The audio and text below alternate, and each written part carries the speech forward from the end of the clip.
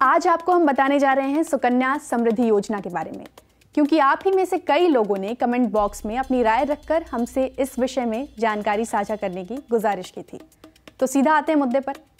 भारत सरकार की तरफ से शुरू की गई सुकन्या समृद्धि खाता योजना केवल बेटियों या लड़कियों के लिए लाई गई है। अभिभावक या लीगल गार्जियन इस खाते को बेटी की पैदाइश के बाद उसके 10 साल की उम्र तक खुलवा सकते हैं।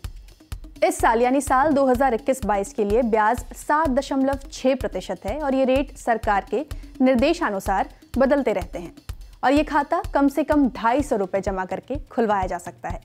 अभिभावक या लीगल गार्जियन केवल 2 बेटियों के लिए ही ये खाता खुलवा सकते हैं, लेकिन पहली बच्ची के बाद दूसरी बार अगर आपकी जुड़वा बच्ची होती है तो ऐसी स्थिति में आप तीनों बेटियों का अकाउंट खुलवा सकती हैं। अब सवाल ये कि सुकन्या समृद्धि खाता खुलवाएंगे कैसे? बेटी के नाम से ये अकाउंट सरकारी बैंक या पोस्ट ऑफिस में खोला जा सकता है। साथ ही अगर किसी निजी बैंक में इस अकाउंट को खुलवाने की सुविधा है तो आप उस बैंक में भी अपनी बेटी का अकाउंट खुलवा सकती हैं। आगे की प्रक्रिया क्या होगी? आप अपनी बैंक की शाखा में जाएंगी और वहां फॉर्म भरेंगी।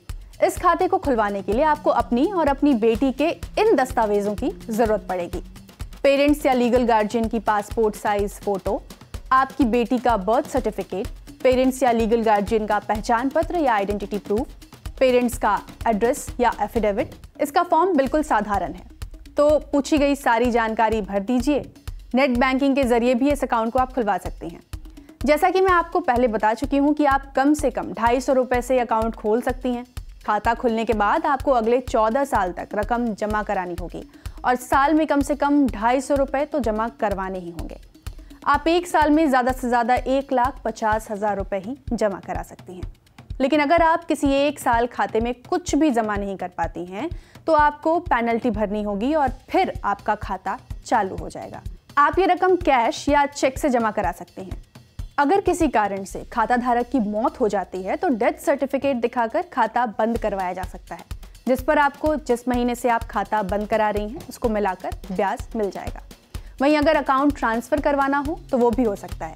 अगर कोई 15 साल से पहले यानी तय अवधि से पहले रकम निकालना चाहते हैं तो वो बेटी की 18 साल की उम्र के बाद उच्च शिक्षा या शादी के लिए कुल जमा की गई राशि का 50% निकाल सकते हैं। खाता खुलने के 21 साल तक ये अकाउंट जारी रहेगा और ब्याज जुड़ता रहेगा। हालांकि आप रकम खाता खुलने के बाद अगले 14 साल तक जमा कराएंगी, जिसके बाद आप रकम जमा करवाना बंद कर देंगी। आखिरी सवाल कि क्या आपको टैक्स में छूट मिलेगी? आयकर अधिनियम के सेक्शन 80C के तहत जमा की गई राशि और उस पर मिले ब्याज पर भी छूट मिलेगी। तो कैसी लगी आपको आज की ये जानकारी? हमें कमेंट बॉक्स में लिखकर बताएं। साथ ही हमेशा की तरह अपने कुछ सुझाव भी दें, मसलन हम और किन मुद्दों पर वीडियोस लेकर आएं, इन्हें और बेहतर कैसे बनाएं। इस बीच आप रोजाना के अपडेट्स के लिए bbchindi.com की वेबसाइट पर आते रहें। शुक्रिया।